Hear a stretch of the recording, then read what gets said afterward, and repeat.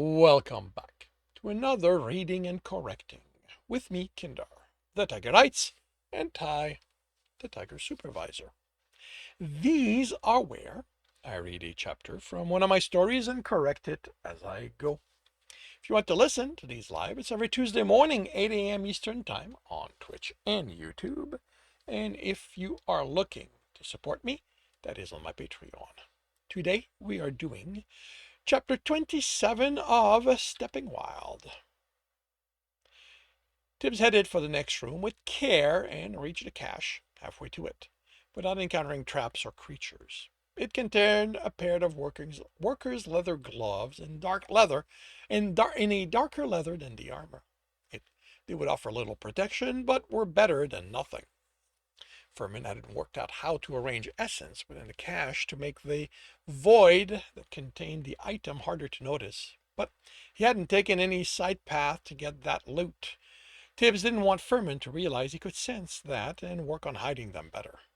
He remained alert as he set off again, aware the lack of traps and creatures could be the dungeon's attempt to exhaust him with worry, but it could also be to cause him to lower his guard. Furman was clever, and being the dungeon, he could adapt faster than Stowe did, who often needed to wait for Ganny to tell him how Tibs had worked out something. He made the next turn without incident and sensed a shift in the wall ahead, announcing a creature was about to step out. This time, he watched and studied what he sensed as the essence pooled within the larger trunk. Life mixed with wood, some earth, and some earth, water, air, light, and even less metal, and a little of essences he couldn't identify. The trunk's bark didn't part as the essence pushed against it. It bent around it, adhering, and as a foot became recognizable, then a leg, the bark becoming the woodland's skin or armor, it stretched around the upper leg without thinning, then the torso. The trunk didn't run out. Its bark flowed, essence remaking it as quickly as it covered the creature. A hand now, then an arm, and as more of the torso pushed out. Then it stood before him, a fighter in a bark version of leather armor, which included a helmet. Where did you get the shape for the helmet? He asked before he stopped himself. Then continued, I doubt one of the villagers walked in wearing one. I made it? Furman replied, sounding puzzled. The armor protects the body. It made sense the head should too. So it's just a coincidence it looks like most leather helmets. I guess. It wasn't like there was a lot of variety in the helmets or armors Omega wore, but it still thought it was the guilds going for the worst type they could get. Maybe it was simply that until other materials were added for extra protection, there was no point in anything fancier. The construction of the woodling was interesting, quite different from Stowe's creatures. Where Stowe's were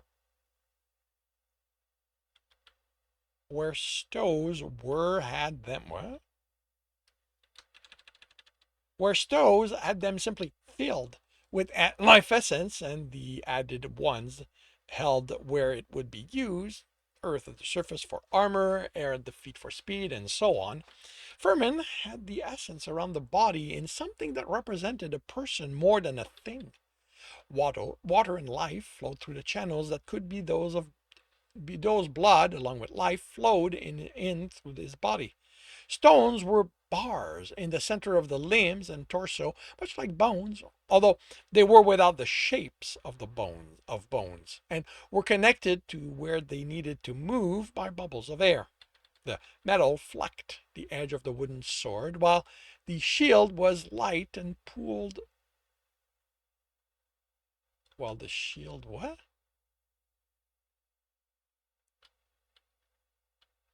Was only wood. And light pooled in its head where Tibs felt the sight node was. Did it need it to see? Are you going to just stand around and admire my work? Furman asked. Then the woodland charged, keeping Tibs from asking about the light. He raised for his sword, reached for metal essence, and where was it all? He stepped aside with a curse, the tip of the woodling sword scratching his armor. His return swing fell well short of cutting it, and he hurried further back, putting a hand on his forearm, and had a moment of terror at touching skin. Then he remembered Furman had his bracers.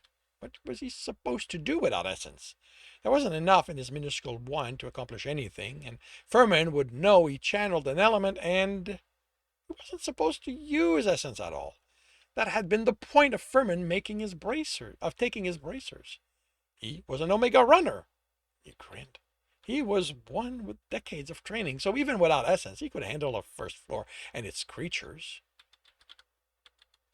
He sprang forward, swinging. It parried, but he slid his sword along it, then slashed before stepping back, but he'd been early and missed his head. A reminder the sword was shorter and that he didn't have essence to adjust it. He stepped around it, but instead of the usual moving to keep him in sight, it stood still to test if that gave it stood still. To test if that gave him an advantage, he attacked its back. The arm bent wrong to bring its shield up and block him, and its sword came up, forcing him to retreat. It followed him, head looking the wrong way, and he had to parry and dodge. He cursed when a swing got through his defense much easier than he felt it should and cut through his armor, but it had brought the creature close enough. He planted his sword, then slammed an elbow into it to force it away, putting distance between them. A touch at the cut brought his fingers wet, but the line was thin and didn't bleed much. It, on the other hand, leaked water from the hole the way he felt that kind of injuries on a person would look, and he sensed a reduction in the water essence in it. You're having it bleed? You bleed? Furman replied in an even tone. It remained away, so Tibs continued. Why? It's not alive the way I am. It doesn't need that water to live or move. Although, for a first floor creature, it was more fluid than Stowe had ever managed on the second floor. His people golem were when Tibbs thought the other creatures had also gained a more normal way of moving. Because it's how I wanted to make them? The cut stung, but it was clean. He'd be fine until the run was done, and he healed it. He strained.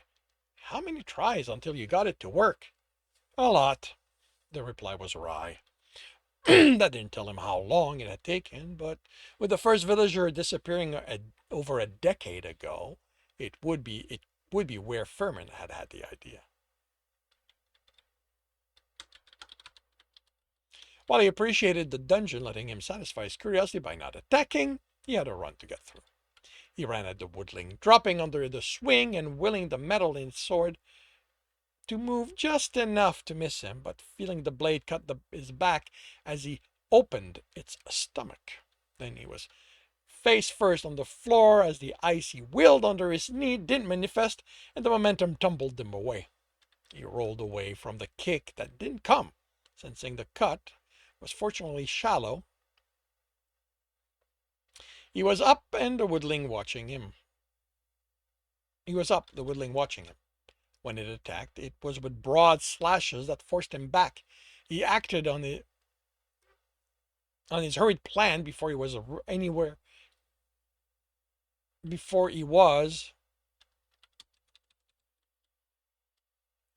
close to the thicket. He threw himself aside for the distance, then ran at the creature's shield side, working high, but the woodling turned fast enough. It was its blade that was moving to catch it. A curse, a shift in his grip, and the sword passed it by. But his arm took the injury. He slashed as he stepped away, biting deep into its side, then turned to face it. More of the water on it that represented its blood flowed. His arm had another light cut, the leather having done its work, but he was still annoyed at himself. This was a first floor. He was a better fighter than this. Seemed to be losing more from this wound. Had Furman gone so far as to make how they fought dependent on how injured they were? It wouldn't help the creatures, but if all he had were the villagers as model, they would be worse when injured. He ran at the woodling, sword high, hoping it would have to protect its injuries, but ready to adapt if he was wrong. Its shield was up. Its shield was up, and he smiled. He twisted out of the way from the sword and brought his down as hard as he could on the wrist of the hand holding the shield, where the bubble of air was. It went through easier than he'd expected. He caught the falling shield, then jumped back. Couldn't remove the hand, as it was a lump attached to the shield, and resorted to holding it at the edge to bash the sword away from him, putting it off balance and taking the opportunity to cut its head off. He stepped away, found a better grip and ready for the next attack, but the creature was on a knee, falling to the side. The moss grew over it. That killed it? Why are you surprised? It still had plenty of life essence, nearly all of it, and a good amount of water. It doesn't matter how much life essence you have. When something loses its head, it dies. Stowe never bothered making them do that. We had to cut and break them until wasn't enough life essence to hold them together. I'm not Stowe. There was an edge to the statement. Sorry, I'm just surprised. You're only the second dungeon I've met where I saw their creations, and I was focused on reaching Joman the first time, so I didn't pay attention to how the woodlings were made. It has a name? All people do. He studied the ball that connected the shield, trying to find a way to hold it. It was too large and had nothing to properly grip. He had to... Furman, can I get your permission to use essence to change the shield so I can hold it? You don't have your bracers. I can manipulate the essence in the shield since it's just wood. I'll have to maintain it, but it's better than nothing. It isn't for a runner.